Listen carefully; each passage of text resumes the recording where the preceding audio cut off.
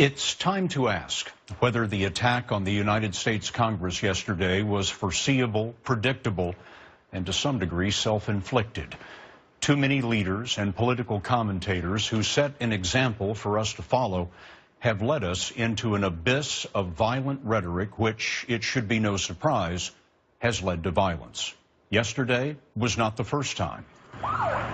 In December last year, a man with an assault rifle stormed into a Washington area pizzeria to free child sex slaves whom Hillary Clinton was holding there, or at least that's what political blog sites had said. He fired into a locked door to discover no children in chains.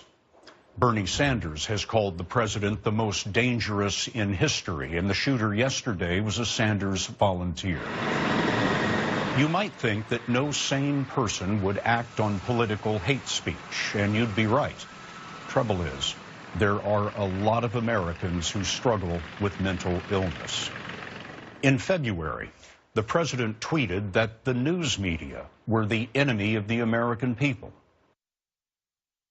Later, at a lunch for reporters, President Trump was asked whether he worried that that language would incite violence. His pause indicated it had never crossed his mind, and then he said, "No, that doesn't worry me." As children, we're taught words will never hurt me, but when you think about it, violence almost always begins with words. In Twitter world, we've come to believe that our first thought is our best thought. It's past time for all of us, presidents, politicians, reporters, citizens, all of us, to pause, to think again. And that's the CBS.